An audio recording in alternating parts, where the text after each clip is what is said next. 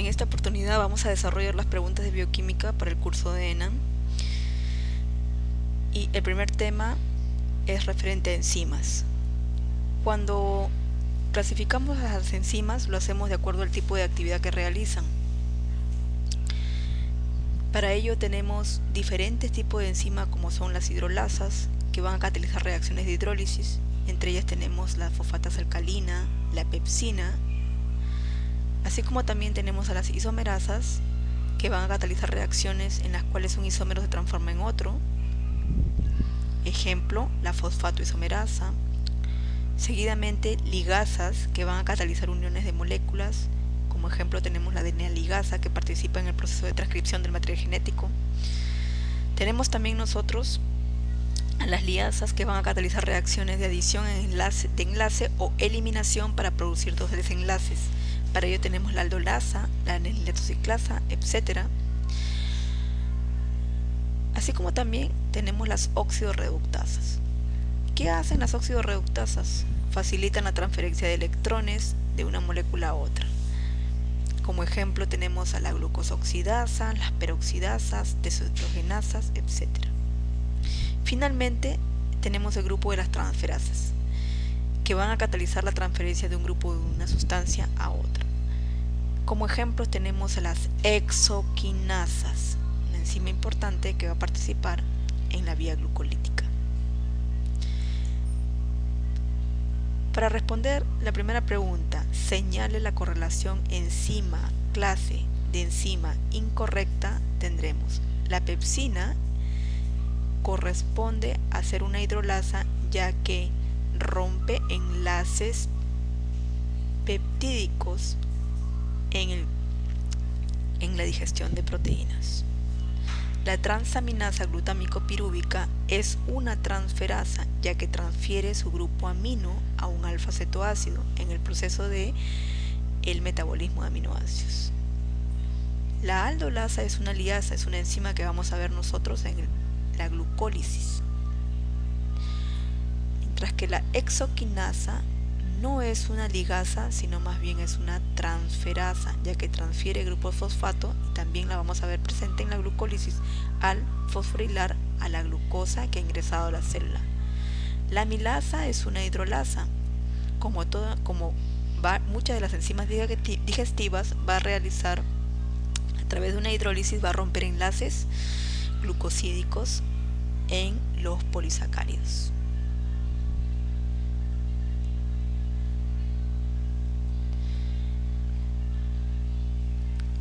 Dentro de las enzimas tenemos la lactato deshidrogenasa, que se va a encontrar en muchos tejidos del cuerpo, como el corazón, el hígado, los riñones, el músculo esquelético y el cerebro. La lactato deshidrogenasa, también conocida como LDH, existe en 5 formas o isoformas, las cuales se van a diferir ligeramente en su estructura.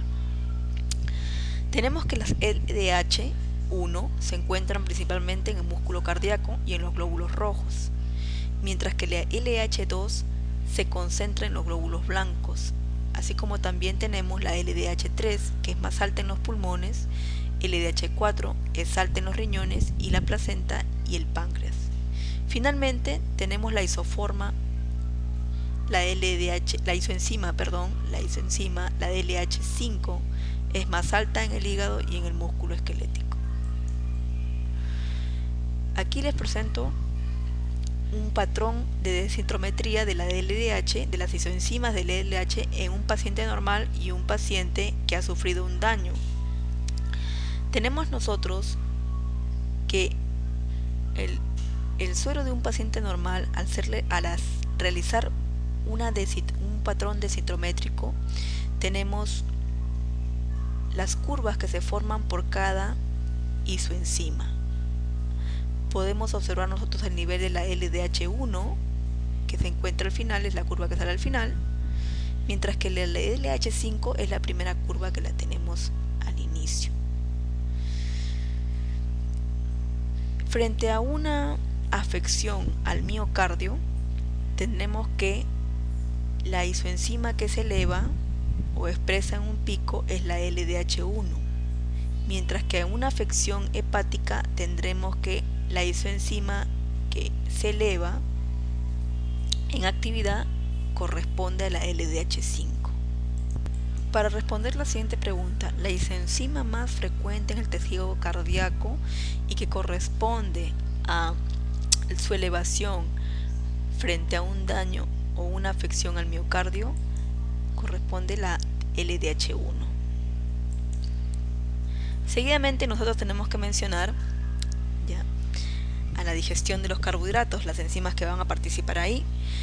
Tenemos nosotros que cuando se inicia la digestión de los carbohidratos, la primera enzima que va a ser secretada por las glándulas salivales es la amilasa salival, que va a actuar a un pH de 6.8 y va a romper específicamente enlaces alfa 1,4, que corresponden a los enlaces lineales del polisacárido de almidón. Cuando se continúa la digestión, el bolo alimenticio baja y en el estómago esta enzima es inactiva debido al pH tan ácido, y cuando el bolo alimenticio llega al duodeno, tenemos que se van a secretar por parte del páncreas la amilasa pancreática, que romperá enlaces en puntos de ramificación conocidos como alfa 1-6. La actividad óptima de la amilasa pancreática es realizada a pH 8, así como también en el intestino tendremos nosotros la liberación de disacaridasas. Estas disacaridasas, conocidas como maltasa, sacarasa, lactasa, dextrinasas, se encargarán de romper los enlaces glucosídicos para finalmente nosotros tener glucosa, fructosa y galactosa que serán absorbidas por vía porta. Para responder la siguiente pregunta acerca de las amilasas, nos dicen señale lo correcto. Se produce en las glándulas salivales y pared intestinal, falso, ya que se produce en las glándulas salivales y en el páncreas. ¿Realizan reacciones reversibles? Falso, ya que una vez que han roto enlaces glucosídicos vamos a tener productos como maltotriosas, maltosas, dextrinas y en mucha pequeña cantidad glucosas. ¿Requieren de pH 5 para actuar? Es falso, ya que el pH óptimo tanto para la amilasa salival es 6.8 y para la amilasa pancreática es 8. Hidrolizan enlaces glucosídicos alfa 1,4 y alfa 1,6, verdadero. La actividad se incrementará con la presencia de cofactores, falso. Entonces, como respuesta tenemos que hidrolizan los enlaces glucosídicos alfa 1,4 y alfa 1,6. Tenemos ahora, vamos a hablar de la tirosina. La tirosina es uno de los 20 aminoácidos que forman las proteínas y tiene como precursor a la fenilalanina. Cuando la fenilalanina es hidroxilada por una fenilalanina hidroxilasa me va a formar tirosina. A su vez, esta tirosina puede ser precursor de dos tipos de hormonas, la tiroxina, conocida como T4, y triiodotironina, conocida como T3. Esta triiodotironina será hidroxilada por una tirosina hidroxilasa para formar la dihidroxifenilalanina, conocida como DOPA. DOPA puede ser catalizada por una tirosinasa para formar melanina y a su vez DOPA puede ser precursor de catecolaminas. Seguidamente tenemos nosotros los derivados de la tirosina, que son los neurotransmisores. En esta gráfica podemos observar cómo la tirosina, a través de una tirosina hidroxilasa, puede formar la dihidroxifenilalanina, y esta a su vez, por una dihidroxifenilalanina descarboxilasa, me va a dar lugar a la formación de dopamina. La dopamina va a ser catalizada por la dopamina beta hidroxilasa y me va a dar lugar a la norepinefrina, conocida también como noradrenalina.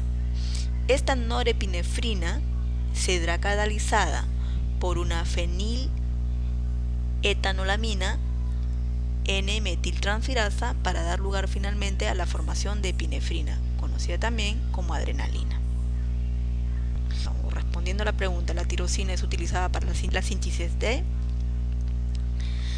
T3 como hormona tiroidea, verdadero.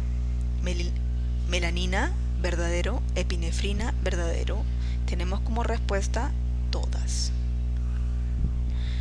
Seguidamente tenemos a las coenzimas. Las coenzimas son cofactores orgánicos que cuando se unen, están unidas a una apoenzima, se convertirá el compuesto en una enzima a la que también llamamos enzima activa.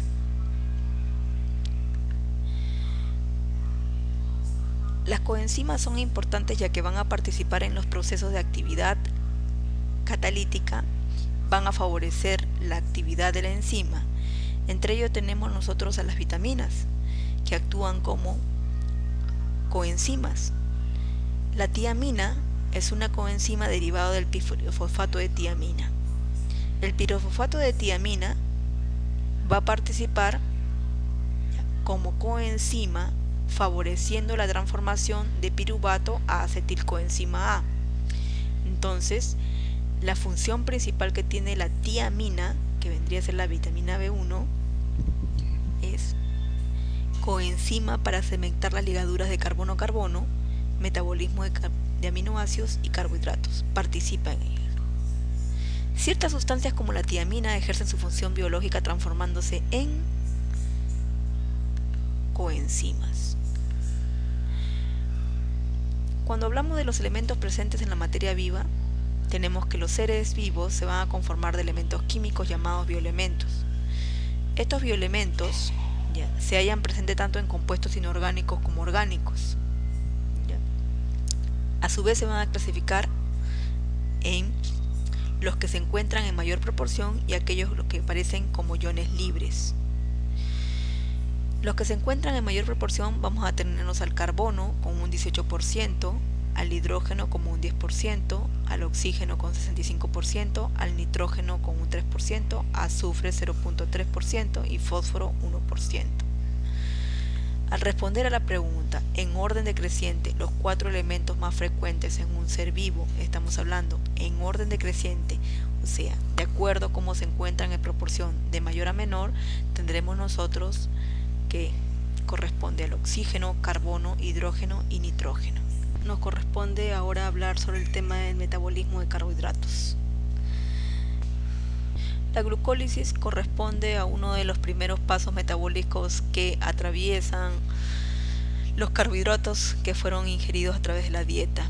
Una vez que ya el carbohidrato fue catalizado a glucosa, la glucosa ingresará dentro de la célula y tendrá la posibilidad de realizar glucólisis. La glucólisis es un evento catabólico que está compuesto por 10 reacciones con el propósito de generar ATP. El producto final de la glucólisis es 2 piruvatos. El piruvato, o conocido también como ácido pirúvico, tendrá la opción, si se encontrase, tendrá la opción de realizar un metabolismo anaeróbico y lo va a realizar en el citosol. Este metabolismo anaeróbico nos dice que el piruvato, a través de un proceso de fermentación, formará ácido láctico, etanol más CO2. Mientras que en una condición aeróbica, el piruvato se descarboxila, forma acetilcoenzima A, y dentro de la mitocondria, la acetilcoenzima A nivel de la matriz mitocondrial tendrá la posibilidad de realizar ciclo de Krebs. En el ciclo de Krebs se generará energía, se producirá CO2, así como también se producirán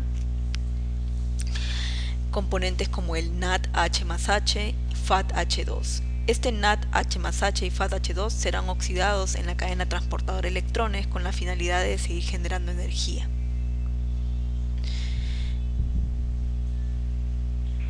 Las células que tienen mitocondrias tendrán la posibilidad de realizar un metabolismo aeróbico, mientras que aquellas células que no tienen mitocondrias tendrán la posibilidad de generar energía a través de la glicólisis anaeróbica.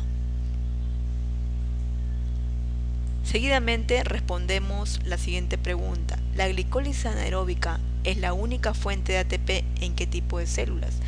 Tendremos que mencionar que son células que aquellas que no cuentan con mitocondrias, y aquellas que no cuentan con mitocondrias son los hematíes.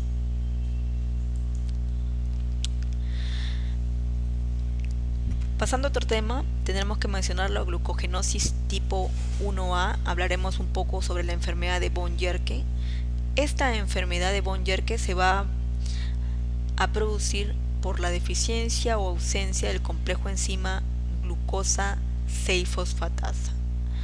La glucosa 6-fosfatasa es una enzima que la vamos a observar en la glucogenólisis, donde el glucógeno es capaz de hidrolizarse a glucosa 1-fosfato, luego a glucosa 6-fosfato, y es con la glucosa 6-fosfatasa puede ser convertida a glucosa. Cuando esta enzima está deficiente o inactiva, tenemos que no existe posibilidad de formar glucosa, o que no existe la posibilidad que se dé glucogenólisis. Entonces nuestras concentraciones de glucosa van a ser muy bajas. Como consecuencia tendremos hipoglicemia.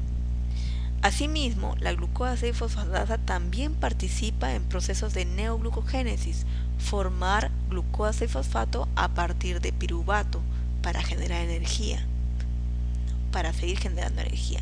Esta vía también será deficiente debido a la inactividad o deficiencia de la glucosa 6-fosfatasa. La siguiente tabla nos muestra la clasificación de la glucogenosis. Tenemos que la clasificación va a estar dada por tipos, 1A, 1B, 1C, etc. Pero a su vez esos tipos están relacionados con el déficit enzimático. Tenemos que la 1A, el tipo 1A de glucogenosis, está dada por la glucosa 6-fosfatasa, conocida la enfermedad como Von-Yerke. Esta afección se va a encontrar localizado en el cromosoma 17, y los tejidos que van a estar afectados son hígado y riñón. Para responder la siguiente pregunta, ¿se produce por ausencia de la glucosa 6-fosfatasa hepática y presente hipoglicemia? Tenemos como respuesta la enfermedad por almacenamiento de glucógeno tipo 1.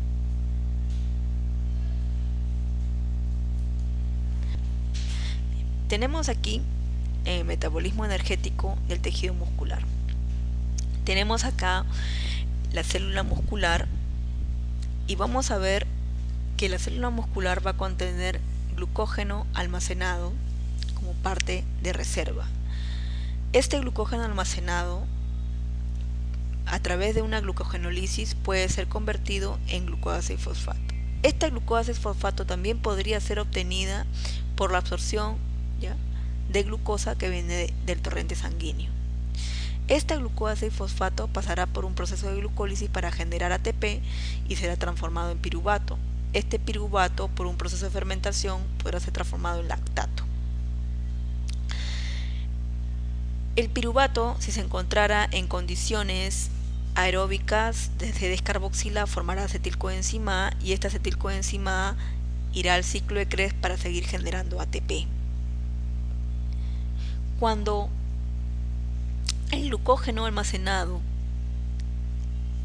se ha agotado y la glucosa no representa un suministro suficiente para poder seguir generando energía, tendremos que los cuerpos cetónicos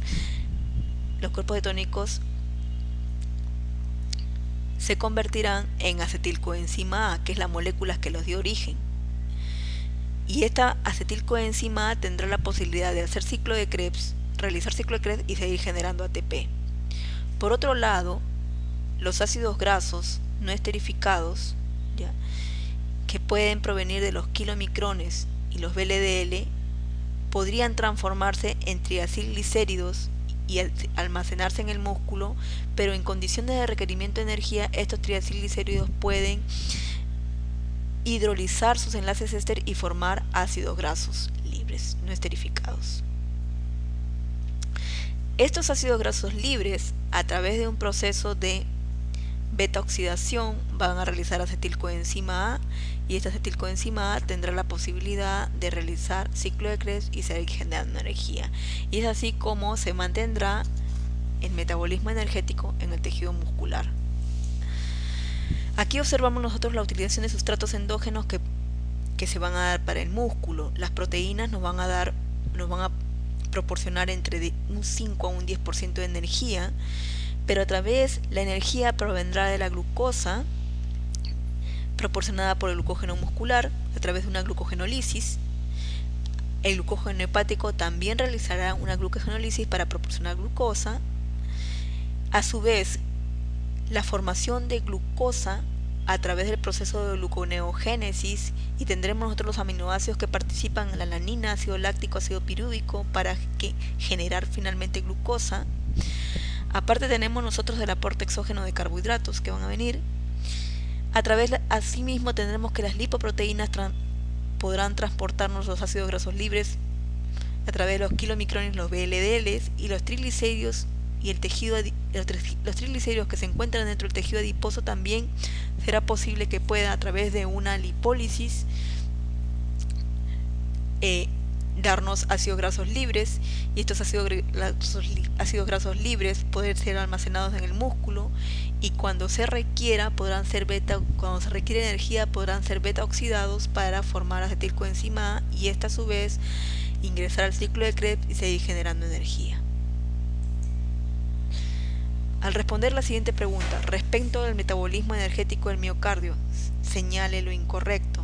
Tendremos que en reposo la principal fuente de energía son los triglicéridos, sí, porque se encuentran almacenadas las grasas en el músculo, es verdadero. El metabolismo de los aminoácidos se realiza por vía aeróbica, verdadero. El glucógeno se almacenará en poca cantidad, lo que no permite trabajar sino uno de 2 a 4 minutos. Asimismo tenemos que a la carencia de glucógeno debemos mencionar que una alternativa es que los cuerpos cetónicos que fueron producidos en un inicio, que se están sintetizando, puedan ser utilizados para poder convertir en acetilcoenzima A y seguir generando energía. La posibilidad de incurrir en deuda de oxígeno es muy pequeña, por lo que no pueden mantenerse en condiciones anaeróbicas. O sea, en condiciones anaeróbicas existe muy poca cantidad de producción de ATP. Mientras que la pregunta B, el ingreso de ácidos grasos a la célula miocardia requiere de insulina, es completamente falso, ya que lo puede hacer a través de los transportadores, las lipoproteínas transportadores conocidos como lipoproteínas. Ahora vamos a tratar el tema de metabolismo del lipio. Los derivados del ciclo pentanofeniltreno lo constituyen los esteroides, los cuales son lípidos simples, no saponificables y en su mayoría de origen eucariote, derivados del ciclo pentanofeniltreno. Como pueden observar, aquí les estoy mostrando la figura del fenantreno y el ciclo pentano.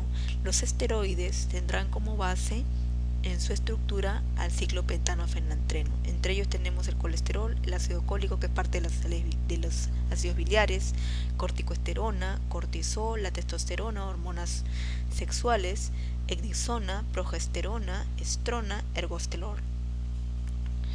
Al responder la siguiente pregunta, ¿cuál de los siguientes compuestos no tiene estructura basada en el ciclo pentanofeniltreno? Observamos que todas estas estructuras, tanto estrógeno, ergosterol, ácido biliar y cortisol, son derivados estructuralmente del ciclo pentanofeniltreno. O sea, la respuesta constituye todos tienen estructura ciclo pentanofeniltreno. Cuando hablamos de las lipoproteínas y su composición, la primera figura podemos observar que los kilomicrones son aquellos que son los más grandes. Observamos también además la presencia de las LDL, las VLDL, las HDL. Estas se van a clasificar de acuerdo al tipo de densidad que presentan.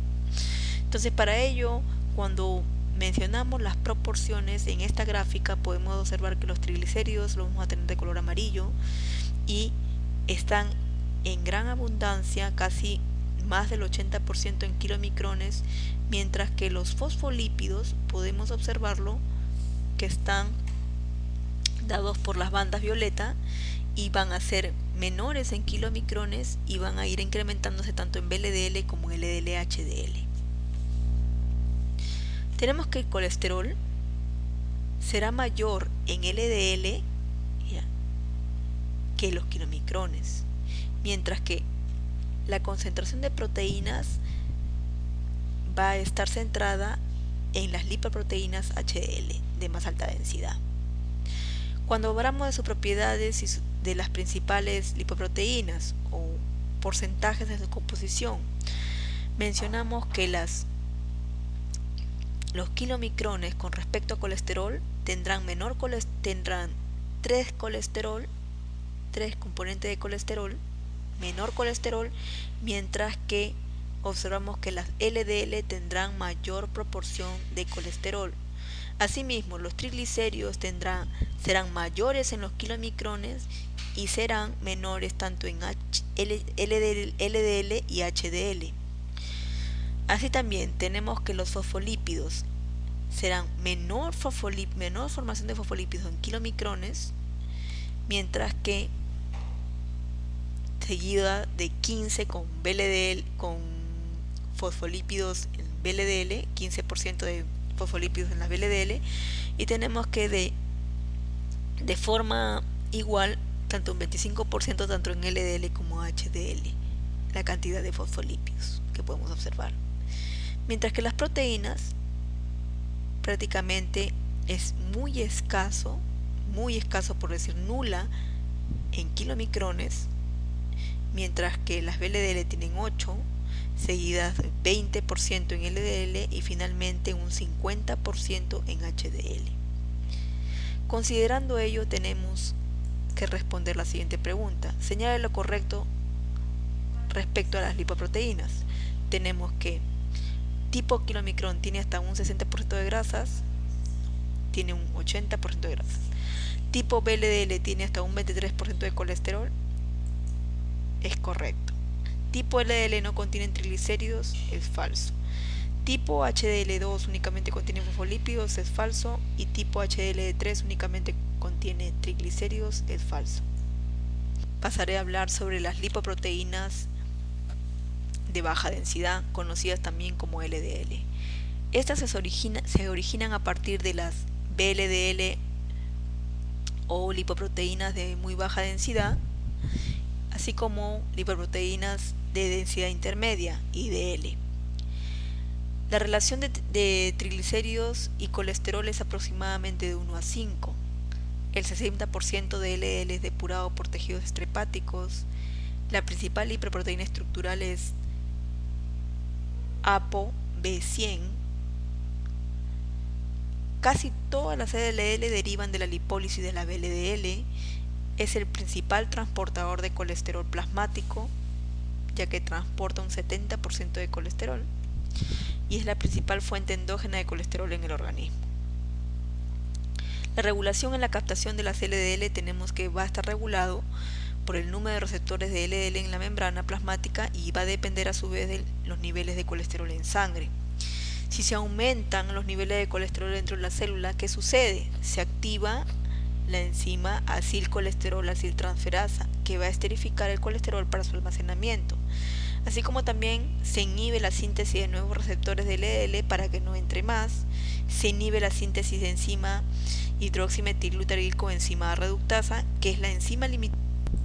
Frente a un exceso de colesterol que entra al hígado, que proviene de la dieta, tendremos que este exceso va a realizar la supresión de la síntesis de receptores de LDL, y eso va a conllevar a que la LDL no pueda ingresar o no pueda ser reconocido por el receptor, y como consecuencia la LDL irá en aumento circulando. Seguidamente tenemos la clasificación de las hiperlipoproteinemias según los fenotipos de Fredrickson y colaboradores. Tenemos que el fenotipo 1 corresponde a una alteración lipoproteica en los kilomicrones, ya que seguirán en aumento. Como consecuencia presentará elevadas concentraciones de colesterol y así como triglicéridos. Siguiente tenemos al fenotipo 2A, que va a presentar la alteración lipoproteica como las LDL aumentadas, y como consecuencia tendremos tanto la proporción de colesterol aumentado o elevado, así como la de triglicéridos. Siguiente tenemos el fenotipo 2B, que lo constituyen las LDL y VLDL aumentadas. Tendremos nosotros también elevadas concentraciones de colesterol, así como triglicéridos en menor proporción. Mientras que el fenotipo 3 tendremos las lipoproteínas de densidad intermedia aumentadas y también presentará concentraciones elevadas de colesterol, así como triglicéridos.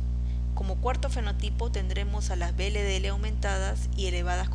Esto nos dará como resultado elevadas concentraciones de colesterol, así como triglicéridos, y finalmente el fenotipo 5, la alteración lipoproteica se va a dar en las VLDL y kilomicrones aumentados, y como consecuencia tendremos elevadas concentraciones de colesterol